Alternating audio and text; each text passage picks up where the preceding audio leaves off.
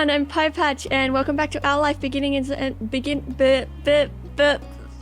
know what it is. It's fine. We are almost at the end of chapter 1, I believe.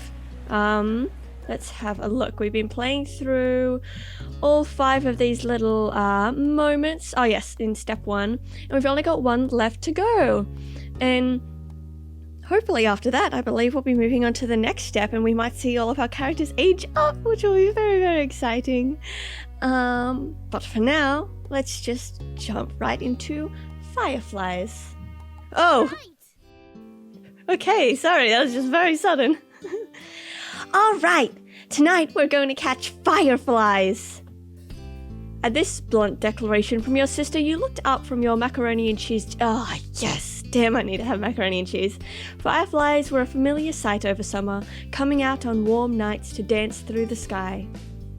Tonight was particularly balmy, and you knew there were bound to be a ton of them around. Oh, hi, Mum. Oh, you are you?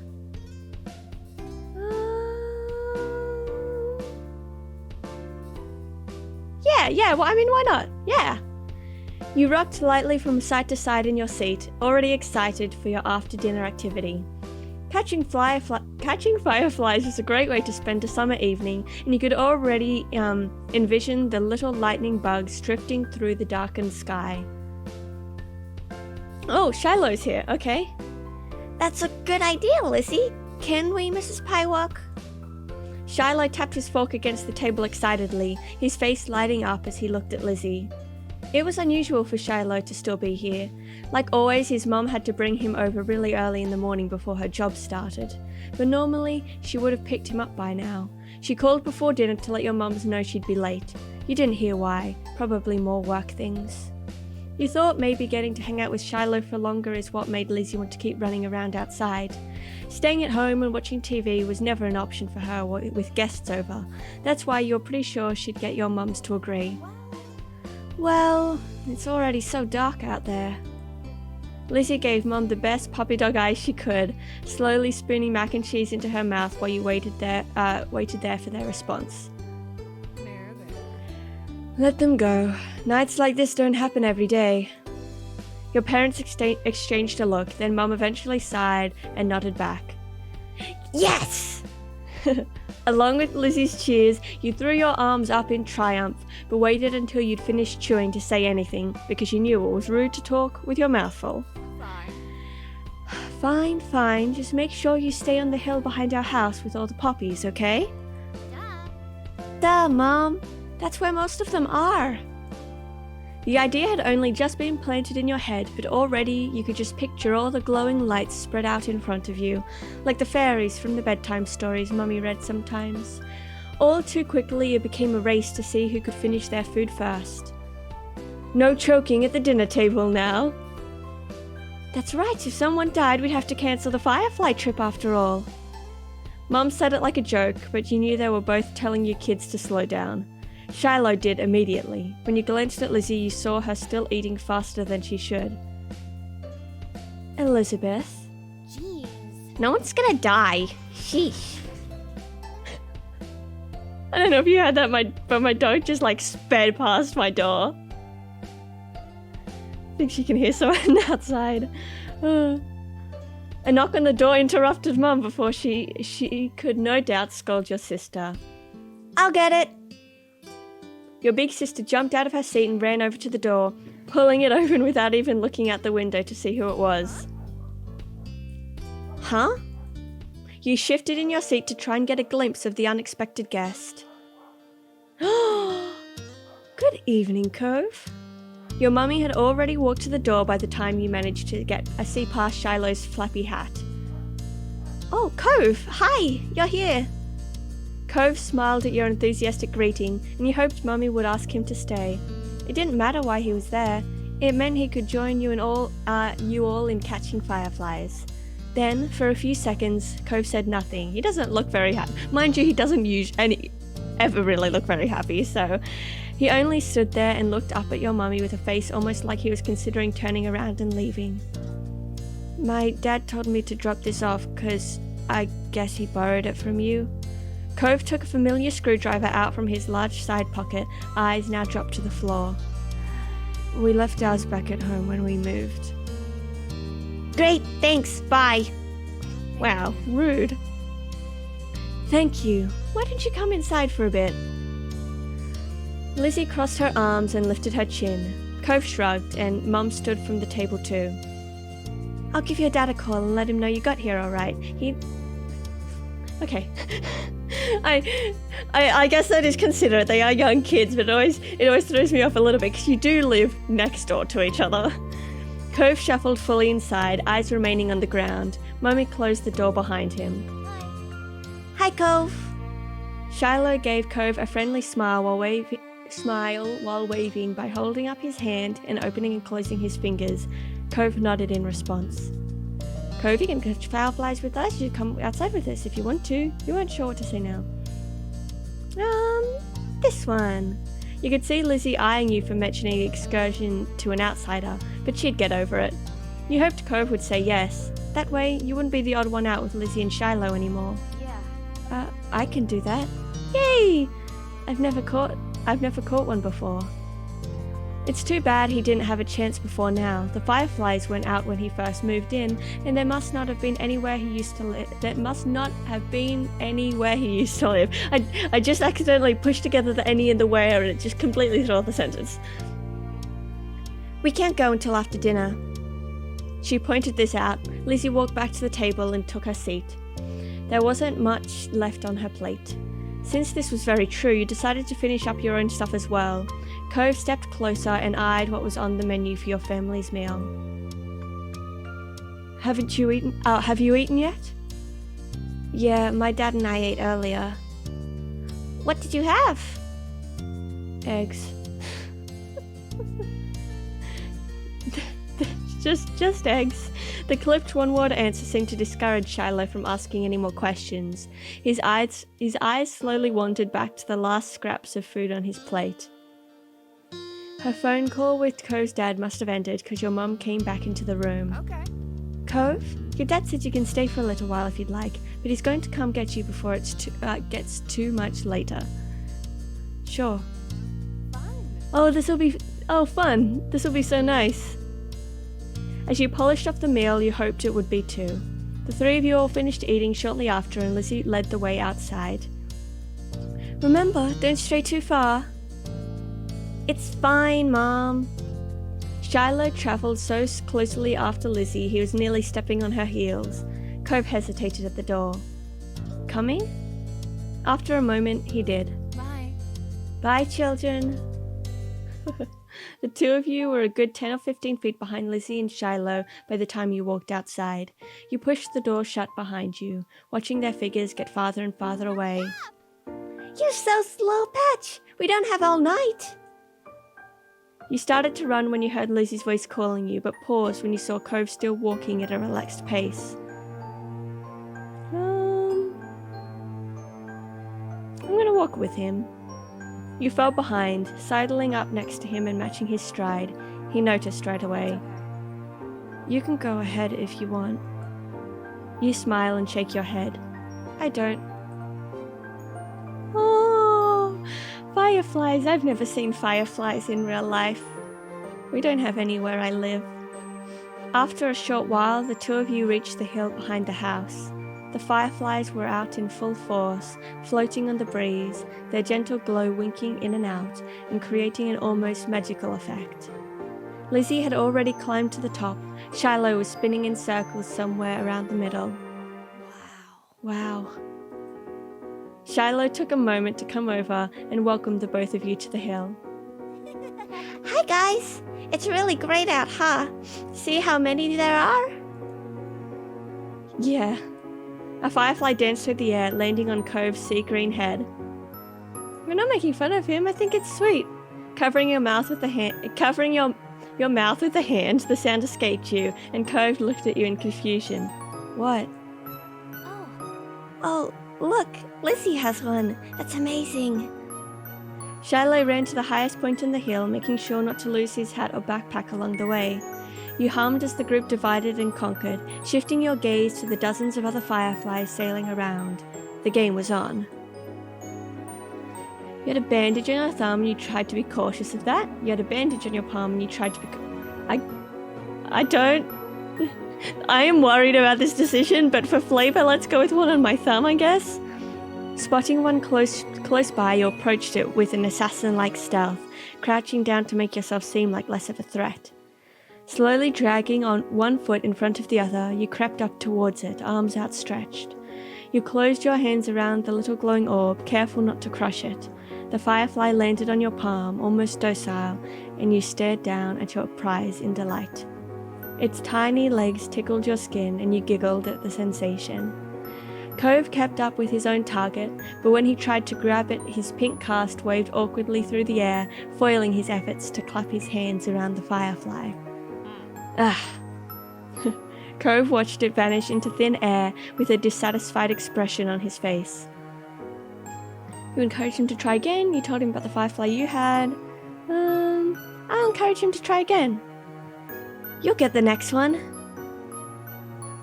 Did you catch one? You nodded, and Cove gave up his hunt for the moment, coming closer and peering at the insect still crawling across your palm. You held out your hand and he leaned closer, eyes widening a tad behind his glasses. Cove remained hypnotized by the little bug as he inched his hand closer to yours. Ultimately, he settled his fingers lightly over top of the ones you were holding open. It tingled. Oh, no, I'll stay still. So sweet. The last thing you wanted was to accidentally scare the shiny treasure off. Oh! The firefly, noticing the new connection, crawled up into Cove's hand. He quietly gasped. It worked. Yeah, you got one. Cove's lips turned up into a slow smile, and his eyes shined brighter than the bug. Thanks, Patch. With a laugh, he gave the palm of your hand a friendly smack, performing an awkward low five. He didn't crush the bug, right? Did I read that wrong? Startled by the extreme movement, the tiny light disappeared before you could even blink. Your firefly was gone. Sorry. Oh, sorry. I'm not gonna cry about it. That's okay. I couldn't keep it forever. You're right. Right. Bugs have to stay outside. Let's get another. Okay, I'll go with him and get more. We can work together.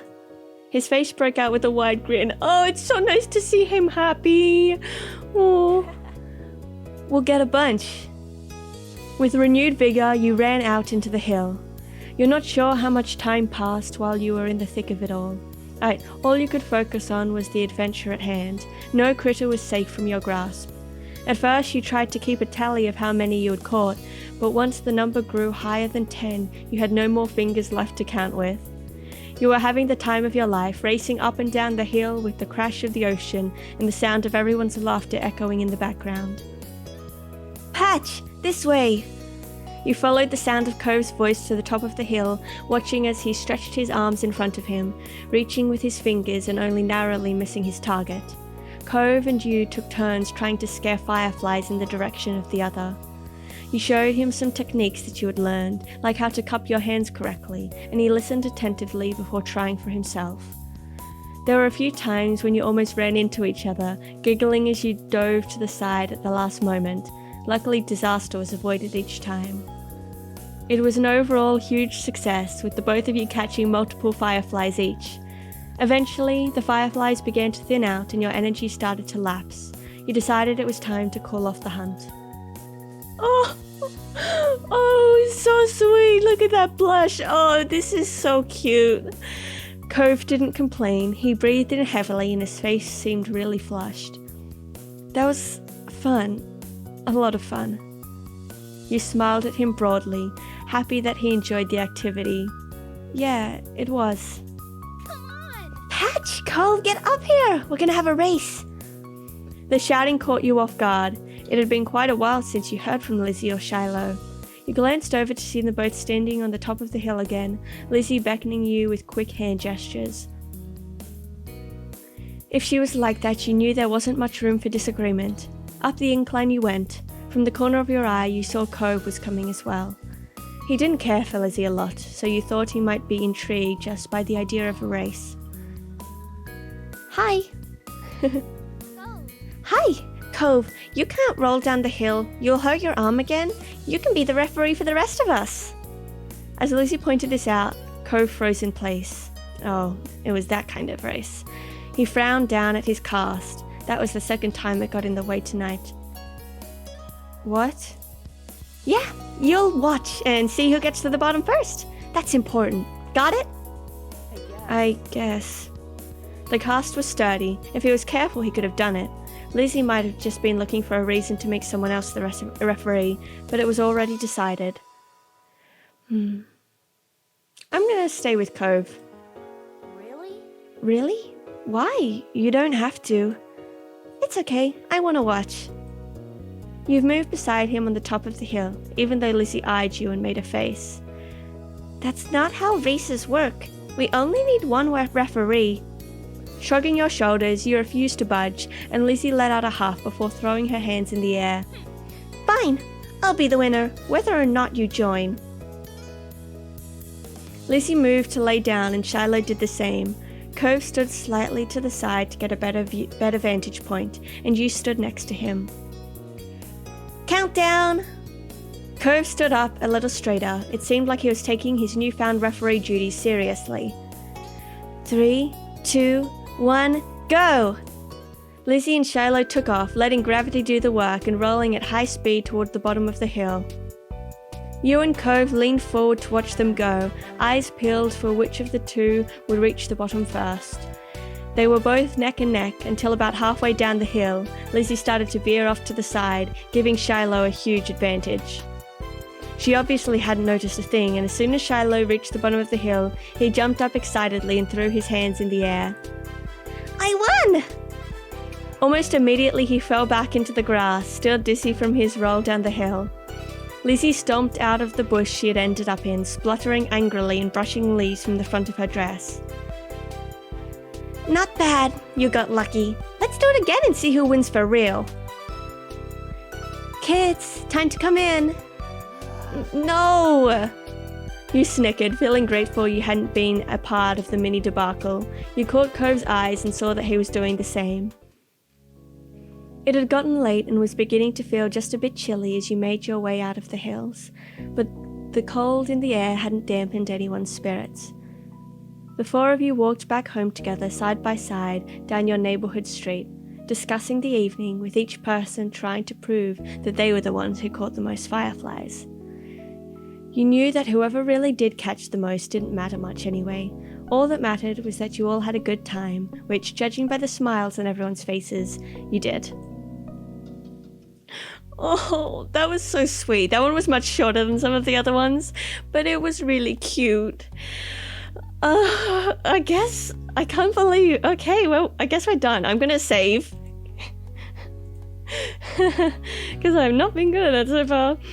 And I guess then the summer ended. Okay, here we go. Yes, I'm sure. I'll never get tired of that view. You stood beside your mums, Lizzie and Cove, as the five of you watched the sun dip into the ocean somewhere far, far away. You liked to imagine it cooling off in the water, resting itself before getting ready to shine brightly again tomorrow. That was a fun day. I didn't know they had magicians on the shopping street now. Neither did I. Oh no, we are so dull. Let's get out more. He didn't do real magic, Mom. How did you figure that one out? 'Cause I know. That's not what real magic looks like. Oh dear, oh Lizzie dear, there are all kinds of magic in the world. Lizzie gave Mummy a suspicious look, but didn't dispute the claim. You looked over at Cove, who hadn't said a word since you started home. He didn't look upset though, just content. You're aware he hadn't quite warmed up to your parents. Well, well, we can't sit out here all night. Time to hurry home and get cooking. Who's helping with dinner? Lizzie immediately let out a groan. Mom, summer's almost over. The protest was obvious. You could practically see school on the horizon. You certainly didn't want to spend your last bits of freedom cooking dinner. You could do that any other day. Please, could you just play a little longer? We have to keep playing before it's too late. It is almost over. You put on your best puppy dog eyes. Lizzie may not want to, but you planned on going home. Please, can we just play a little longer? Mum looked down at you with a sigh, and you clasped your hands together to give your plea some extra appeal.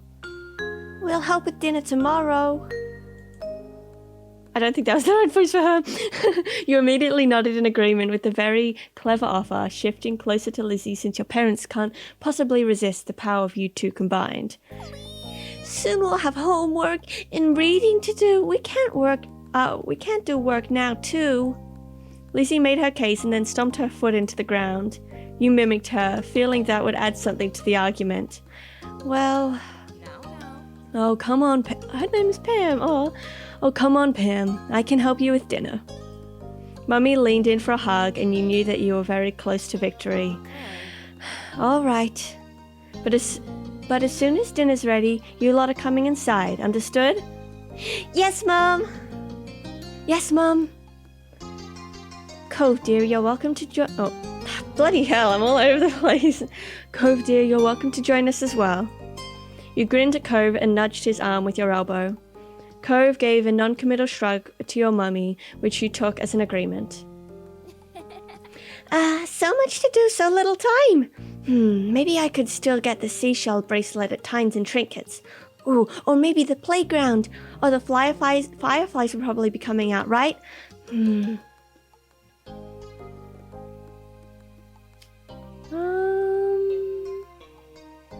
Yeah, we can't go too far. Lizzie pouted as you pointed this out. Mum said we had to be back in time for dinner. It won't take that long. I know, Patch. A strong gust of wind made you shiver. Lizzie huffed as she wrapped her arms around herself. Doesn't that wind know that summer's not over yet? That's all Lizzie said before abruptly turning on her heel and heading off in the direction your mothers had gone. Where are you going? I'm going to my room. I have lots to plan if I want to make the most of tomorrow. You thought this over, looking off towards the water again. Lizzie didn't wait, and before long she was disappearing off down the road. Meanwhile, Cove was going in the opposite direction, heading for the beach. I'll stay with Cove. Cove gave you a smile that you couldn't help but return. Cool. He made a little gesture that you interpreted as follow me, and then started heading to the waves. Cove knelt down, picking up something you quickly identified as a smooth rock. He reared his arm back, then tossed it out into the water.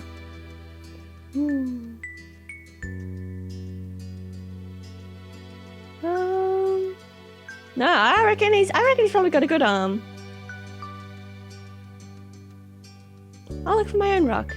Deciding to join Cove, you searched nearby for any rocks or shells that you could throw to.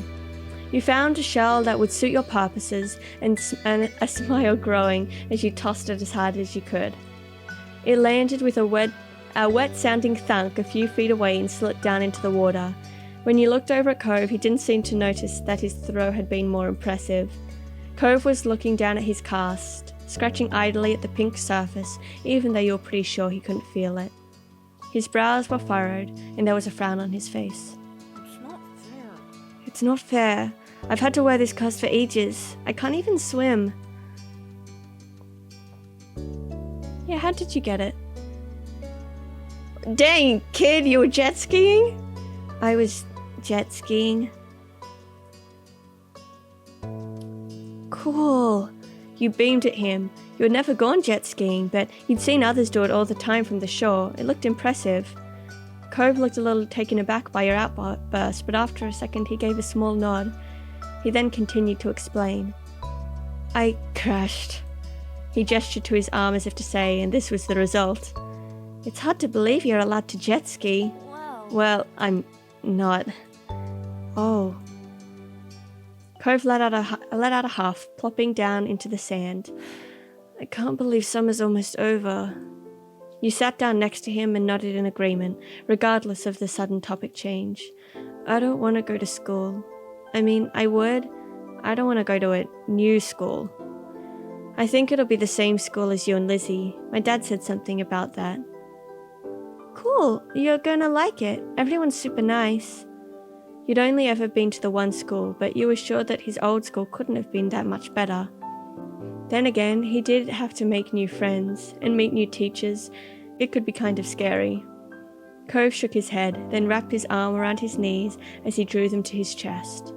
Oh, buddy. You heard a sniffling sound, and when you took a good look at his face, you realized that his eyes were wet. I want to go home. Oh, I want to go home. You'd never had to move before, but you thought you could understand. If you had to go to a new school all of a sudden with all new people, you'd probably be dreading it too. Even though you sort of maybe understood, you still weren't sure how to help. Oh, just bye? What? Okay, I'll see you later. Cove gave his head a small shake. Oh, okay. No, I want to go back home. Right, Cove wanted to go back to his old home, the one that sat waiting someplace far from here, the one he would bring up whenever he felt this sad. It had been a while since he had moved. He didn't seem to feel any better about being here. He settled back down into the sand, trying to consider what to do. There's my dog in the background. Don't mind her, she's excited. You settled back down into the sand, trying to consider what to do. This is a tough one. I'm not going to say this can be your home, because, I don't know, I don't think that's what he needs to hear right now. And he obviously doesn't hate it here, but I don't want to but it'll be alright can be dismissive as well. No, I think I'll say it'll be alright, see how that goes. Sometimes when you were sad about something, your mum said that to you. In the moment, you thought it couldn't possibly be alright, because Sir Stuff-a-Lot lost his arm, or you skinned your knee, or you couldn't possibly finish all your vegetables. But in the end, they were always right. Oh, buddy. You're not gonna leave, right? You'll still be around? The question was a little surprising. Of course. Not even a question in my mind. Your parents would have mentioned if you were going to move or something, right? After a second, Cove gave a little nod. Once I get my cast off, we could go swimming. You're fine with him changing the subject again. Yeah, that would be fun. Cove smiled, then looked back to the waves. My dad keeps saying I'll get used to everything eventually. That I'd feel better then. It used to make me angry. I didn't want to get used to everything. You spared a glance over at Cove and see the anger had slipped off his face in favor of something almost puzzled. But maybe that would be okay after all, as long as I really do feel better. I can't see it. You could remember a long time ago when you'd first started going to school. You had absolutely not been okay with the idea of being away from your parents for most of the day, to listen to strangers tell you what to do and sit with kids you'd never met before. Things changing is hard. I'm gonna hold his hand! You're not quite sure what to say to that, so instead you reach out and take hold of Cove's hand. The one closest to you is the one in the cast, so you make sure you were very gentle. As you watched, Cove's eyes got a little misty once more. You got the feeling that they were different tears than the ones from before though. I hope next summer I'll surf and go exploring and everything will feel like it's supposed to again. You will. It will. The two of you sat quietly, just taking in the sounds of the waves. You hoped that Cove would be able to accept this place as his new home. You definitely tried to help, in what ways you could. There were so many wonderful things that here Cove probably hadn't even seen yet. Lost in thought, you started a bit when you heard a faint, familiar sound. The sound of your mum shouting your name. You looked over your shoulder, realizing it was probably time for dinner. Time had really gone by fast. You stood and dusted the sand off of yourself. Mum's calling. It's time for dinner. You should come. Cove looked up at you, expression screaming reluctance, yet ultimately, okay. When you smiled, Cove returned with one of his own. Patch. Thanks. Oh. This is so sweet. Thanks. It was nice, where you were right then. But the two of you couldn't stay there in your own little world any longer. You were being called forward. So the both of you ran off towards your house, leaving the waves and summer behind.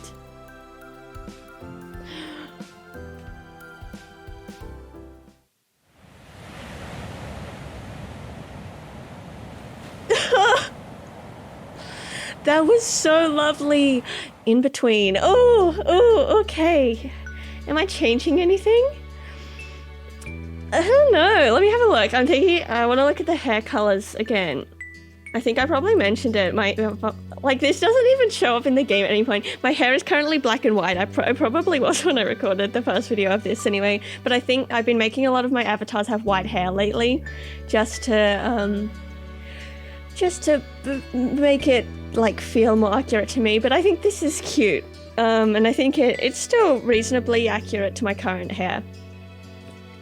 So let's stay with this. Okay, next page.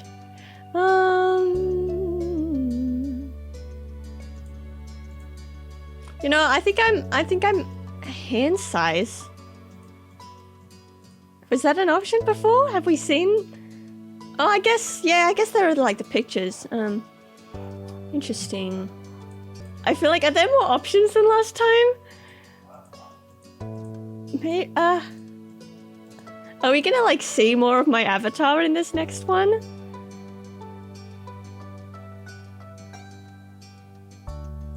Okay, let's continue on. I'm happy with this. And now we get to pick. Okay.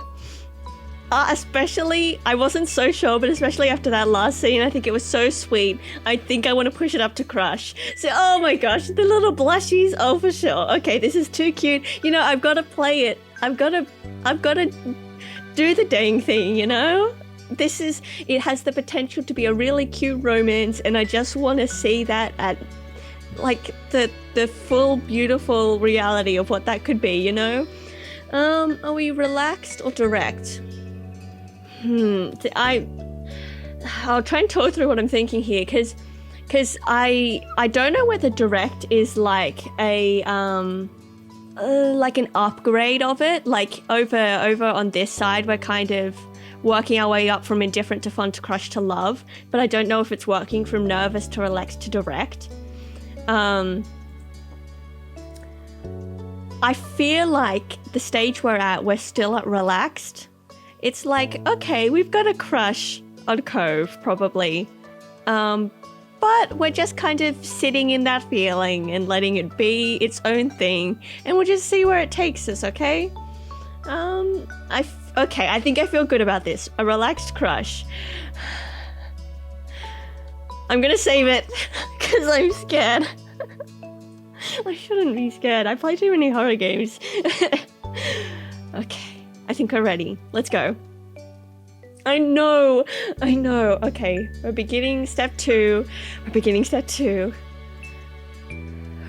Oh, here we go. This is what I've been looking forward to. We're customizing Cove. Choose to customize Cove yourself or let his prior experiences determine it. Oh, that's interesting. Oh.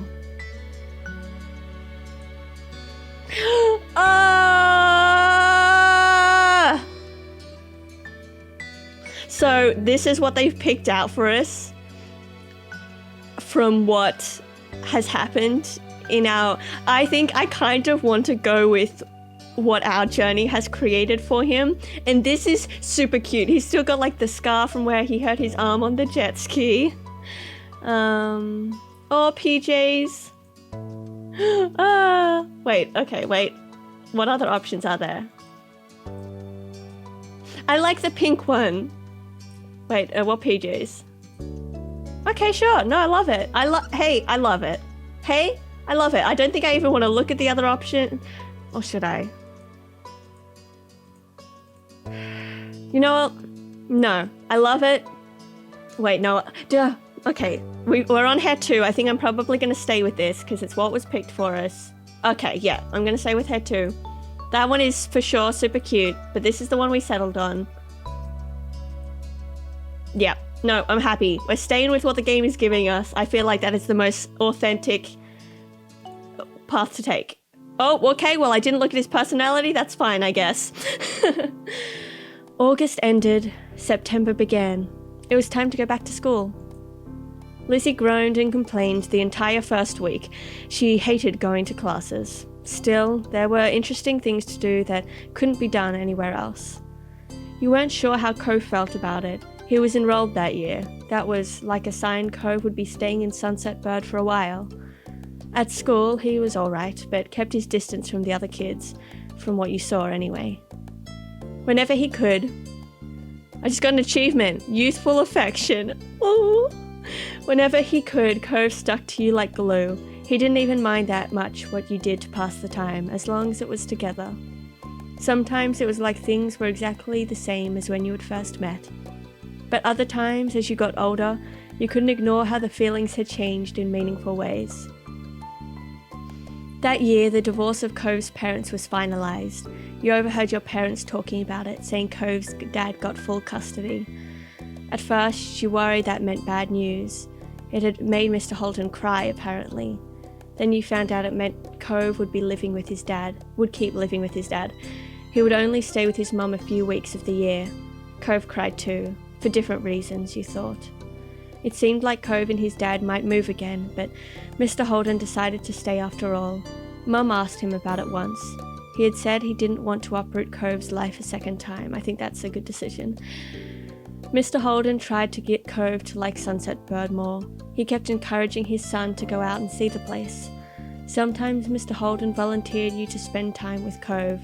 He seemed very confident that it was an effective strategy. Cove never talked to anyone about what happened with his parents and withdrew whenever it was brought up. It was hard for him, yet nobody knew how to help. Eventually, Cove stopped crying on his own. You couldn't understand what had changed. But you hoped that you could help him feel better still, since even without the tears, he looked sad. Maybe one day, he could say out loud what he felt inside. After that, it felt like things had gone back to normal, except what was normal didn't stay the same. Years passed and suddenly you were in middle school. You weren't a kid anymore, you were 13 years old. That officially made you a teen, even if your sister didn't agree. The toys and crayons that used to litter every free space in your home had been packed away somewhere, replaced by new hobbies. There were other changes too. Cove's cast got taken off. It was weird to see him without it initially. Underneath the pink plaster ended up being a long, thin scar that snaked across his forearm. Cove's cheeks flushed with a shy pride whenever someone drew attention to it. He also went through a major growth spurt. He was the tallest student in his class for 2 years in a row. Cove will probably hold that spot again next time. In class, people knew him for more than just being tall. He also stood out because of how well he did in gym and other athletic situations. Over the years, he became more quiet and reserved.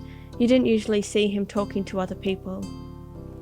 The only kid that came to visit the neighborhood when you were little, Shiloh, well, he was gone. Oh. He and his mum moved back south because of her work, just 1 year after Cove came to Sunset Bird. It had been really upsetting when he left. Lizzie was inconsolable for a week, but nobody talked about Shiloh anymore. It was a long time ago. You learned some heartbreaking things became less sad the further away they were, even if it had never gotten any better. That was sad in its own way. Things at home were different too. You still lived in the same house and all that, but it wasn't how it was before. Ma, it's changed to Ma now. Ma dyed her hair purple, wanting something new, and liked it so much she kept dyeing it. You remember calling her Mummy as a kid, but something like that seemed awkward nowadays. You were much too old for the word. Lizzie felt too mature for her nickname too. She insisted on everyone calling her Elizabeth, so you did. Your mum soon gave her permission to go places other than the playground and shopping street, which you took advantage of. You rarely saw her around the old neighborhood. In fact, she hardly spent time with you the way she did before.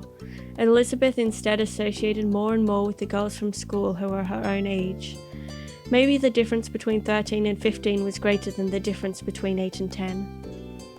You started befriending new people yourself, like Derek Suarez? He didn't live in the neighborhood or go to the same school.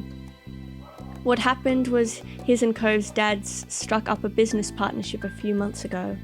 Since then, Derek would pop up in the area now and then. It seemed Mr. Suarez was happy to let Derek tag along to his work, if Derek had the time for it. Without a doubt, everyone and everything around you had changed, in small and big ways. You had too. As time went by, though it was easy to settle into this new normal. And then, before you knew it, school was over and summer vacation had come again. Hey guys, this is actually Future Patch jumping in here.